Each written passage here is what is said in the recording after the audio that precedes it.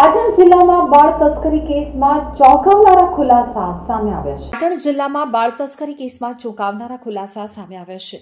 અહીં સુરેશ ઠાકર નામના બોગસ તબીબે એક પરિવારને દત્તક બાળક આપવાને લઈ અને ₹1.20 લાખની છેતરપિંડીનો મામલો સામે આવ્યો હતો। આ કેસમાં અત્યાર સુધીમાં કુલ 5 આરોપીઓના નામ સામે આવ્યા છે, જેમાં હવે એક ચોંકાવનારી માહિતી સામે આવી છે। બોગસ તબીબ સુરેશ અને આરોપી શિલ્પા દ્વારા અન્ય એક બાળકીને બનાસ નદીના પટ પાસે દાટી દેવામાં આવી હતી। નરેશ દેસાઈ અને ધીરેન ઠાકોર નામના આરોપીઓએ શિલ્પા અને સુરેશ ઠાકોરને એક બાળકી આપવામાં આવી હતી।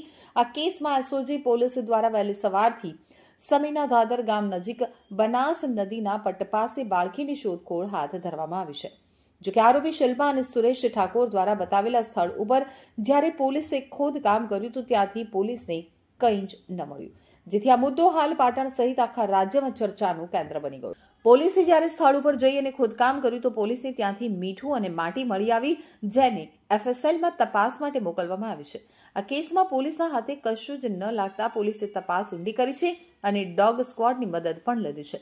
જો કે ચોંકાવનારી વાત તો એ છે કે ડોગ સ્ક્વોડની મદદ લીધા બાદ પણ બાળકીના અવશેષો હજુ સુધી મળ્યા નથી। ગુજરાતમાં બોગસ ડોક્ટરોનો બાળ તસ્કરીનો ખેલ અહીં વધુ જોવા મળી રહ્યો છે, તો મહિલાઓની નકલી હોસ્પિટલમાં ડિલિવરી થતી 1.20 થી 7 લાખ સુધી સોદો કરાતો હતો। હેલ્ધી નબળા બાળકો માટે અલગ અલગ કોડથી બાળ તસ્કરી થતી હતી। રાધનપુર બાળ તસ્કરીમાં આરોપી નકલી ડોક્ટર સુરેશ ઠાકોર અને શિલ્પા ઠાકોર રિમાન્ડ ઉપર છે, ત્યારે વધુ એક બાળકના વેચાણનો ખુલાસો થયો છે। જોકે પોલીસ રિમાન્ડ દરમિયાન ખુલેલી હકીકત બાદ બાળકીની લાશની બનાસ નદીના તટમાં શોધખોળ ચાલુ છે।